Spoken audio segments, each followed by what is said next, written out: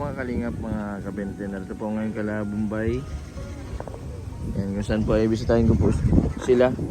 Kasi doon sa Cebu, sa Bisaya ay grabe po yung bagyong Tino. Grabe yung bahas din sa kanila. Halos umapaw na sa mga kabahayan, pati yung mga sasakyan ay mga inanod na. Kumustahin ko po sila Bombay.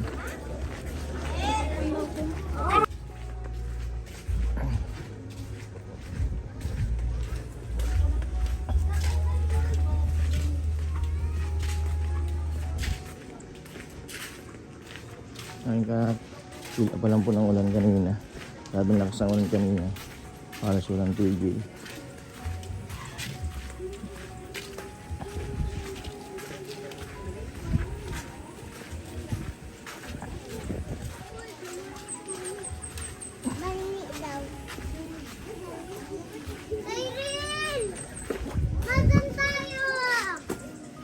Wala. Nagkaan ito mga bata.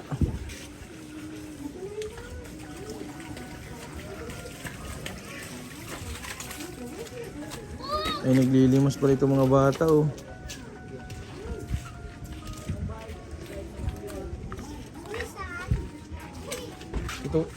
Ito ganito tong anak. Tutoy, saan ang bahay mo Tutoy? Saan? Kapatid mo yan? Hindi ka na kayo dito? Naglilimas?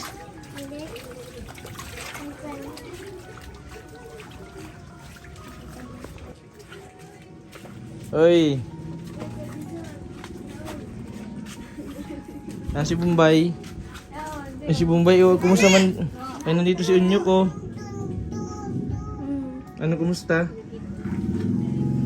Grabe ang ulan kanina. Bombay na nagtumagabi si Daddy Sabay. Sabi mo hanap mo ako. Nakabihis ka pati oh. Saan ka mapunta?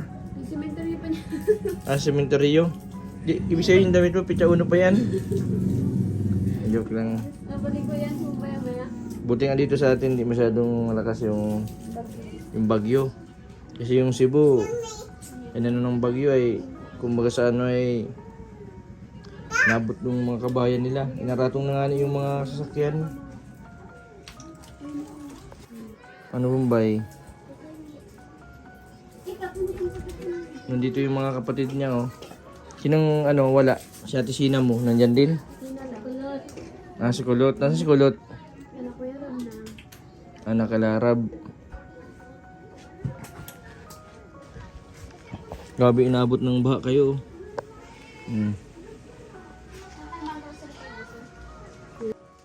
Balita ko nagkasakit ka. Sipon.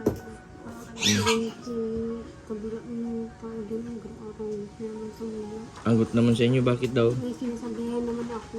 Na ano daw? Arog tayo ni itong haloy na Kapait ini. bahay? Haloy na ini itong nagbaliyo ako dyan sa Kabila. Tapos itong mama ni mama man. Arog kayo ni sinabi sa kuya. Si lola mo? Arog tayo tinutok doon sa kuya. Lapa na daw nga ni itong ginahari ni. Tapos maglayas na daw kami. Gusto na kami palayasin. Anggot na naman sa muya. Malayas na daw kayo? Ma-star na daw, may mga star na daw dyan. Pero anggot na naman nga sa muya talaga. May matira na daw digdi? May nihiling man lang ako dyan sa may likod ni. Pero araw ko nga marami sa muya na naman. Pinapalayas na pala kayo dito? Kaya minsan pag sinasabi ko din niya kay Lola. Na din ako kay Lola. Tumaw din sa likod, tinutok na pati aharong nila. Pa na daw ngani talaga daw. Ngayon daw kami, man daw kami din maaari. Ikaw na kayong tanghalian? Sila na yung umaista. Anong ulam nyo? Atado. Sarado ba yan? Mas mahal kasi pa nagluto. Bisan itong subugang napainom niya sa akin. Gamot anong pangaran na itong dating naiinom niya sa akin na gamot na yung ganitong kaluit lang. Pinobarbital. Yung naalmusal baga ako pag umaga, nainom ako na isa-isang ganyan. Umunyan, mayot na ako, umunyan. Abot naman daw ako, gang sarado naman ako kaya nila. Lagi na naman ito sinusumpong. Paralayas na naman daw. Pag malamig. Kanina, sinumpong ito hindi. Narulugad ko. Araw-araw siya sinusumpong? Sabi, sinumpong. Mm. May araw talaga araw. Mm. Pati wala, Anong ginagawa niyo? Pinapabayaan niyo lang? Tapos na... umayan, sinakaraptan, tapos umayan yun. Mm. Ang kurulog na pati ako Mm. gusto yun, narulugad ko. Ay siya? Mm. Mm. Ano naman yung masyado yun. Dapat dito ka lang sa bahay. Sabi ko kaya sa yung bibilang kitang helmet para kahit nandun ka sa kalsada okay lang. Kasi delikado kapag nasinumpong ka, magtama yung ulo mo sa pader o kaya sa simento. Umaga tapos pag Buti hindi ka- wala akong nainom ng Buti hindi ka pinatawag sa barangay. Nandiyan nagpapalaya sa iyo. Sa barangay kay kapitan, hindi kayo nireklamo kay kapitan. Hindi ngayon na Sinabihan ka lang? Ganito, kasi gusto nga may sasabihin lang sa umuya, tapos araw ka gusto na talaga kang palayasin na naman nila. Araw ka yung garoon, siya naman maano sa umuya, kung sabihan ako. Minsan pag gusto talagang anggot na naman sa umuya, nasumbong ako kay Lula, napunta dito si Lula, minsan na maanuhan man ni Lula. Gusto naman kami siyabang sabihan, napanagawa ni Inarong. Paano daw? Ayos pa ba yung bahay ninyo? Buti nga't may bakal na Matibay, hindi kayo barba sa mapapasok. Ay, bulok na yung yung kisame. Mm. Dakula na pati ba ako. Dapat pala ito, may second floor para mag-asa kayo. Oral lang bigyan na tubig. Pag naurang na makasugo na maray. Galing dito sa labas yung tubig. Yan nga dito. Galing kaninang taas nitong tubig nito. Pati abak iwas mo. Kumusta si Ate Sina mo? Nag-anak na? Dalawa na daw baga. Kaya Dalawa na anak? Hindi si Aki ng sagit. Nasaan na yung malit ng anak? Naalagaan niya nila, ubom nila baby. Nasaan na yung malit yung anak ni Sina? Nandyan? Nasa inyo? Kasi man, Hindi ko man yung ni Ate. alagaan mo yung anak ni Ate Sina mo. Yung panganay. Hindi mo pa nakikita yung baby? Nakita mo na? Hindi pa. Ano ko na nga ni Ate. Yung arga nito, baka dahil pa man garuhan nakakaluwa sa ospital. Nakalabas na. Nakalabas na. Ilang araw na din ay. Basta wag nyo munang sabihan mo si Ate Sina, wag mo nang sundan.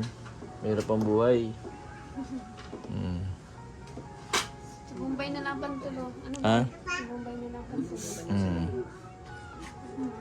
Pag nag-anak pa ulit, kukunin mo yung isa. Ikaw malaga. Ikaw na magiging mama nun.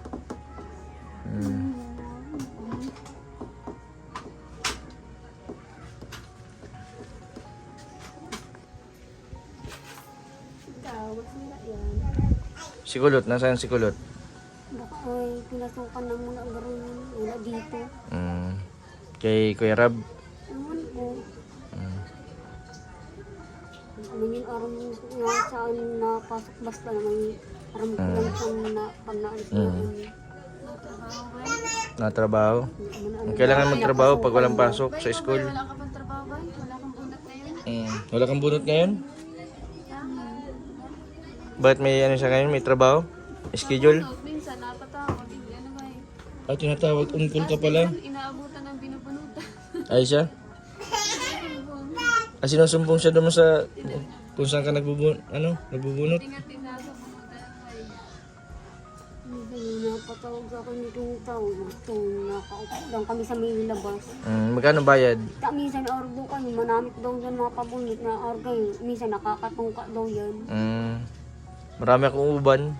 Ang may nabayad sa akin, may na 10, na 15. Magkano isang uban? Ha? Magkano isang uban? Hindi ko sa inyo. Ano yung 20 pesos, ilang oras yun? Bombay. Hindi ko na, Isang oras yung 20? Ay, isang oras 20 pesos lang pala. orag kayo ni, itong sinubukan ko lang nga kung paano karami ang ko. Tapos pag orag kayo ni, ko sa kanila, hindi man ako na yung Ay, kusa na lang sila, kusa.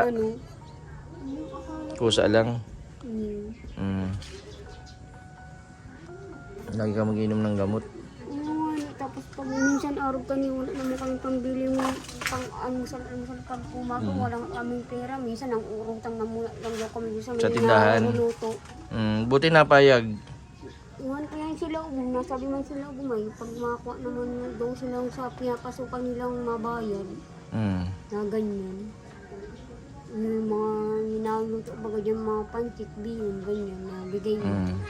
Basta yun na bayad lang talaga daw. Bombay, kailan mauwi si papa mo? Iwan ko kayo yun. Singilin mo na yung utang mo. Yung utang niya sa'yo. Pero ano kayo itong bayad sa kuya, mas kabanga lang muna. Porsyento muna ano? Porsyento muna sana. Para may pera ka. Para may pambili kang gamot. Yun, ang sabihan ko siya. Tapos minsan pag-arog kayong ang sabi sa kuya, itong garo na ngirit lang sa kuya, naugma ako. Pag sinasabihan ko siya, Ha? maski kalahati lang muna. Mahal pa itong nabayad sa kuya. Wala pang nabibigay. Dapat huwag kang papalipas ang pagkain. Pag umaga, maalmusal ka. Para di ka sinusumpong. Kadalasan kapag sinusumpong pagutom,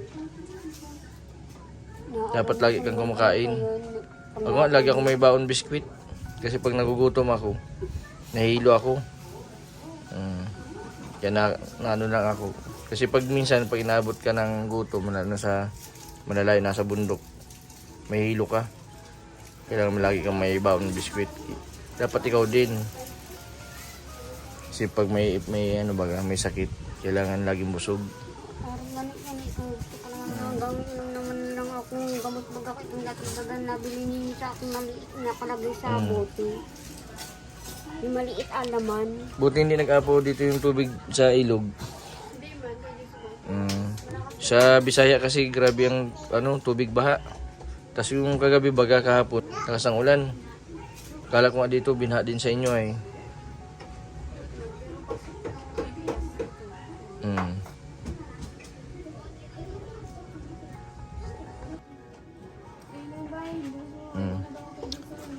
Ano nang Madeline? Madeline jam na ito Madeline. Oh. Salamat ka, Jason. Thank you. Hindi ka naman, ano man lang. Lagi niyong papainumin ng gamot si Bombay ah. Oo. Para di sumpungin. Oo. Pagbalik mo na lang. Basta, yung Madeline, magkain ka ng marami para tubaba ka ha. Okay na nga ikaw ngayon na katulad nung pagpunta ko. Payat ka. Okay mo na sa Nakismile ka. Totoo siya sa akin. Huwag mo siya tawali. Ano ba? Iyo, masaya si Bombay. Minsan yung mga malayas. Mag-iba ka na kay Kuya Jason. Hindi ha? kung almusal ko pag umaga, nabi ako. Di, limang araw lang, ko dito. Onyo ko. 20-20. Unya, bali. Bigyan ka ni Kuya Jason na. Bless mo na. Bless daw mo na. Dali. Mabilis mo na. Oh, bless. Bless. Bless na. Ano pa ang tunay mo pangalan? Totoy. Totoy? Totoy na. Ilang taong ka na? Ilan taon ka na daw? Totoy, ilang taong ka na? Oh. Mamat. Sabi mo, mamat. Sabi mo, mamat. Ano sabihin mo? Mamat. Salamat daw.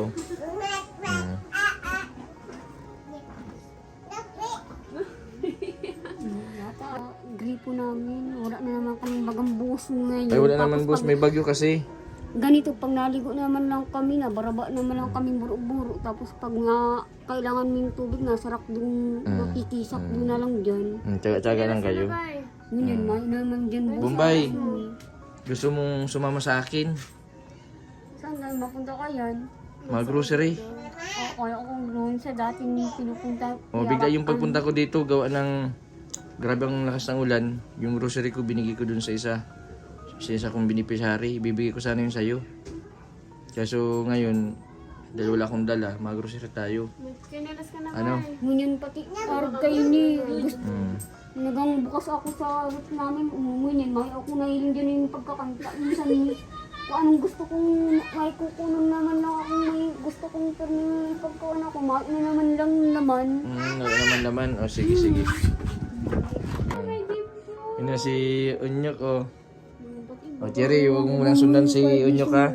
Palaki-lakihin mo muna ito. Malaki na si Dapat Totoy mga na. 10 taon bago sundan. Ano, Cherry?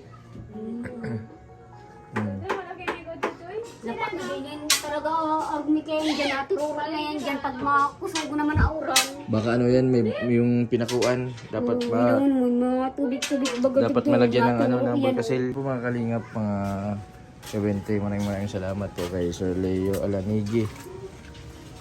Maraming salamat po sa tulong po ninyo kala Bombay. Lagi ko po itong pinupuntahan sila Bombay at kawawa din yung sitwasyon nila. Bukod po na sila lang yung magkakasama dito, sila lang din yung nagtutulungan sa mga gawain at sa lahat.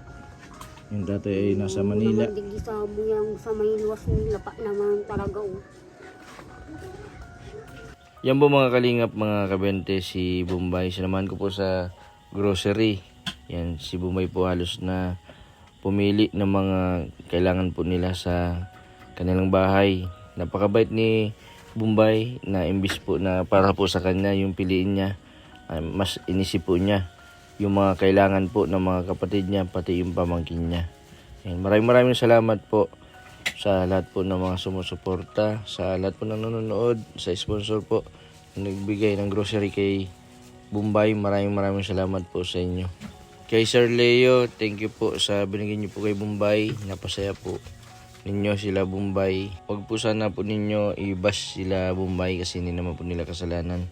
Kung ano man po yung inihingi po nila na dapat po ay responsibilidad po ng magulang, yung lahat po ng mga pangangailangan po nila, na dapat ay nag-aaral lang sila at na-enjoy ang kanilang kabataan.